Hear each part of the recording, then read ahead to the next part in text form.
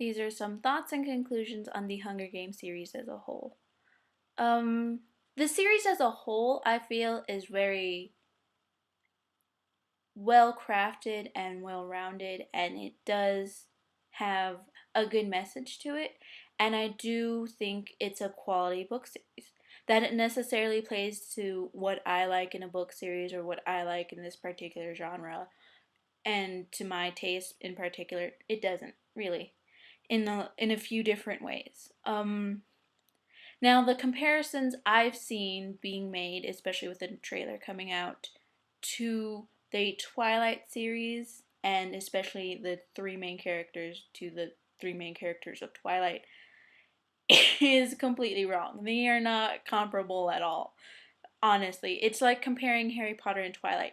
Just because they have a relatively same reading audience as far as age goes doesn't mean it's the same thing. Harry Potter and The Hunger Games and Twilight are different things. Harry Potter is a coming of age story that has magical elements, and Twilight is a love story, if they want to call it, with supernatural elements. Now, The Hunger Games is a sci-fi or fantasy, however you want to phrase it. It's got the supernatural element, and it does have sort of love thrown in there. But it's not, the love story isn't the main focus. The main focus isn't, you know, is Katniss going to choose Peeta or Gale? That's a factor in a few of the books, and it does play an important part of the bigger overall storyline, but it's not the main storyline. So I just don't like the comparisons, especially because Hunger Games is, I would say, of a better quality than Twilight, and I like Twilight. So that's that's a complicated issue that we won't talk about.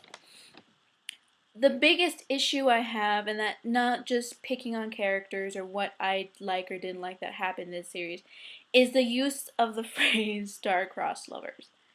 Now I understand that was their gimmick, that was their thing, both Hunger Games. But the way it was overused as a phrase, I know it's kind of a phrase that, there's no synonym for it, but honestly, you could at least mix up the words. But the way it was incorrectly used, star-crossed lovers, and the phrase is more about two people who are so in love despite the odds being against them and despite the fact that they'll actually never really be. Romeo and Juliet. Yes, they get married and have one-time sex, but overall they both end up dead. They don't end up together happily ever after, unless you count the afterlife. But in between that time, between the first games and the second games, Peeta and Katniss are not star-crossed lovers according to the rest of the districts and the rest of the capital. They are lovers who have defied the odds to be together. Now, yes, once they go back into the Hunger Games, and it's guaranteed that one of them will not make it out if either of them does, yes, they're star-crossed lovers again, especially considering the baby.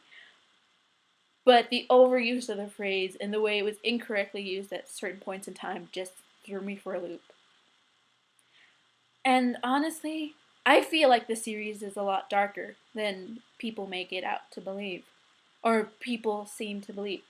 For me, it's very dark, considering all the manipulation that Katniss goes through in the last book, and just the premise. Kids are killing other kids. Why? Because their ancestors at some point did a very bad thing. And it's kind of, it's kind of mentioned that it isn't a bad thing. They were rebelling against a tyrant who just happened to win the second time around. And there was a song stuck in my head throughout reading all three books. And I didn't understand why it was stuck in my head. It's Battle Cry by Ludo from their album Prepare the Preparation.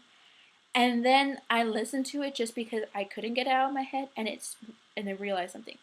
The song starts off with a rousing few verses. Yes, we are going to win. We've dreamed the dreams, and now we're going to win this battle.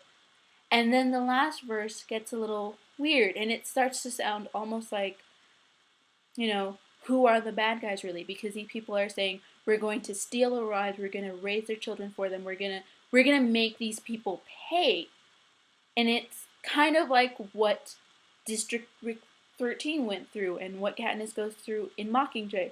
This idea of where do we draw the line on getting revolutionized?